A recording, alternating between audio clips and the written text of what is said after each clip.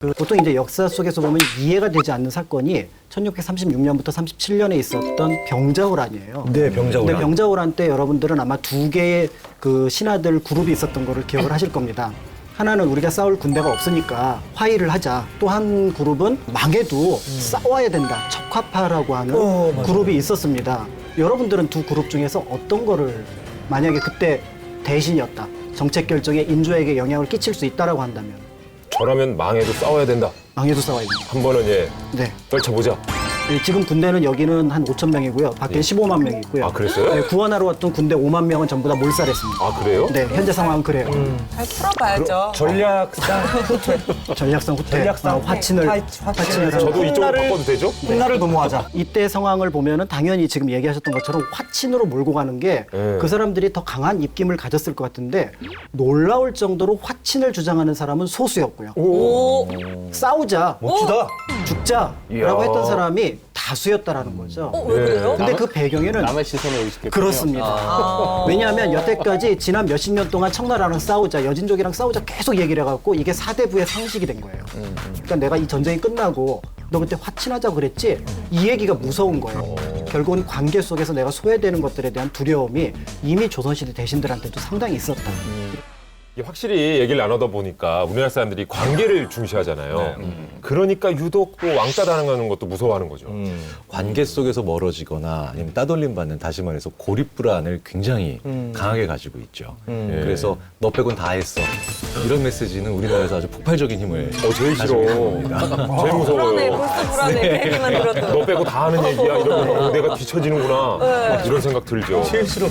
근데 그래서 그럴까? 이게 무슨 사건이 터졌다 하면 그냥 우르르 또 몰려가는 성향도 있어요. 이제 한 가지 일이 벌어지면은 그 일에서 느끼는 감정을 싹 한꺼번에 공유를 해버려야죠. 그렇지 않고 내가 다른 걸 이제 느끼거나 표출을 하게 되면은 이제 고립될 수 있으니까요. 그리고 거기 댓글을 본 거 보면은 제일 그 추천수가 많은 댓글에 내 생각도 그렇게 생각 안 했는데 쏠림 현상이죠. 쏠려요. 그렇게 된다? 맞아요. 나는 딴 생각했음에도 불구하고 이 사람을 비난하는 게 이게 내 생각보다 이렇게 돼버렸어. 예를 들어 스위스로 기사 같은 게 나면 거기 원래 리더는 이제 이노진인데 야, 누가 봐도 스위스로 상징 아니잖아? 뭐 이런 이제 댓글이 있으면 그런 거 같고. 맞아요. 예. 그런 거라도 있으면 감사하지.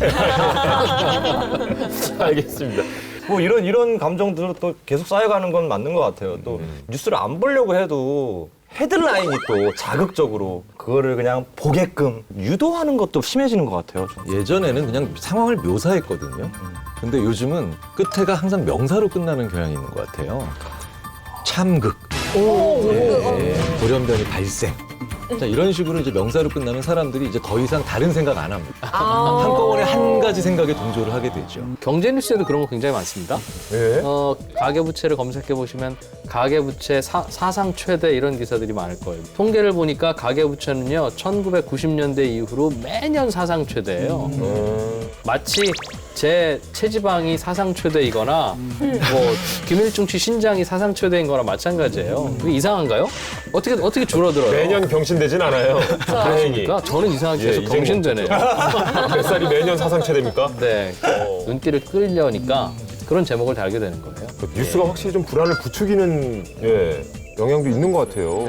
역사에서는 이제 그 불안감을 가지고 다른 방식으로 씁니다. 어떤 그게 방식이요? 바로 뭐냐면 정권을 탈취하거나 정권에 대한 도전을 할 때 네. 그렇게 쓰는 거죠. 불안을 이용해요? 불안을 이용하는 거죠. 대표적으로 이제 영조 때 크게 이제 두 번의 큰 이제 반란이 일어나는데 이인자의 난이나 또 무신난이라고 하는 어마어마한 반란이 일어나요. 근데 이제 그때 이인자를 중심으로 한 세력들이 퍼뜨렸던 게 뭐냐면 영조가 전 왕이면서 형이었던 경종을 독살했다. 그걸 어디에 붙였어요? 그걸 이제 그 몰래 이제 사람들이 모이는데 그래서 그걸 벽서, 흉서 또는 괴서라고 얘기를 하죠.